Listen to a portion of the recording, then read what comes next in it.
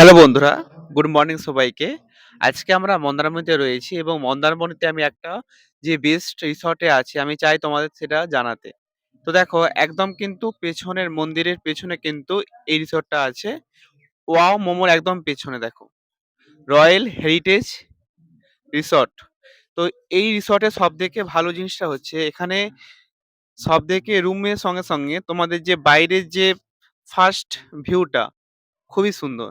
কারণ এখানে বিভিন্ন ফুল নিয়ে কিন্তু ফার্স্ট ভিউটা খুবই সুন্দর করেছে। তো এখানে কিন্তু রয়েছে দেখো।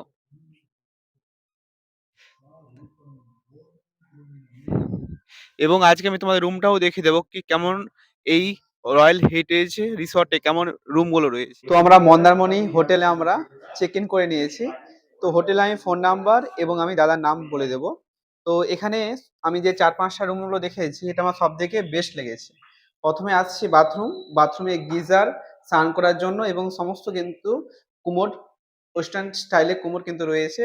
এবং এখানে দেখো একটা অসাধারণ ভিউ দেখো। এখানে তোমরা টিভি দেখতে পাবে এবং এখানে মিরর এবং দেখো এসি রয়েছে। তোমরা চাইলে এসি নিতে পারবে এবং এখানে কিন্তু মোটামুটি ৩ জন ভালো করে কিন্তু তারা শুতে পারবে। দেখো এবং এখানে কিন্তু ব্যাগ রাখার জন্য সমস্ত জায়গা রয়েছে এবং ছোট্ট ডাইনিং টেবিল রয়েছে এখানে দেখো। আমরা অবশ্যই ব্যাগ ফ্যাগ রেখে দিয়েছি এবং আমরা বিচে স্নান করতে যাচ্ছি। এবং এই রুমে দেখো ব্যালকনি থেকে কিন্তু ভিউটা কিন্তু সেই লাগছে। এটা হচ্ছে ব্যালকনি, ছোট্ট ব্যালকনি বাট ভিউটা কিন্তু খুব সুন্দর লাগছে।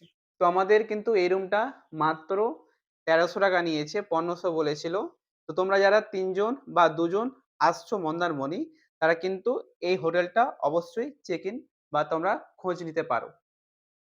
বিল্ডিংটা কিন্তু অ্যাটাচমেন্ট থাকে সুইমিং পুল। তো আমরা এখন সুইমিং পুল দেখতে যাচ্ছি। তো চলো দেখে আসি।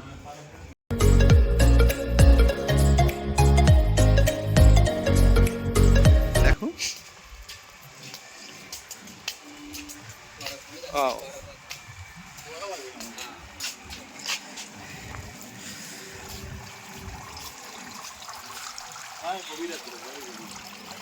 দাও দাও।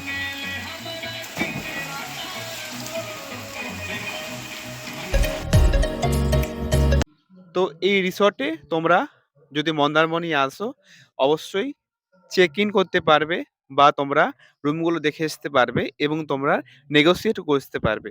যদি তোমাদের বাজেটের মধ্যে আসে বা যদি তোমাদের পছন্দ হয় তাহলে কিন্তু নিজের প্রিয় মানুষের সঙ্গে অথবা বন্ধুদের সঙ্গে এই ১-২ দিন মন্দারমণি কিন্তু ঘুরে বেড়ানোর স্মৃতি কিন্তু অনেকটাই চিরস্থায়ী হবে।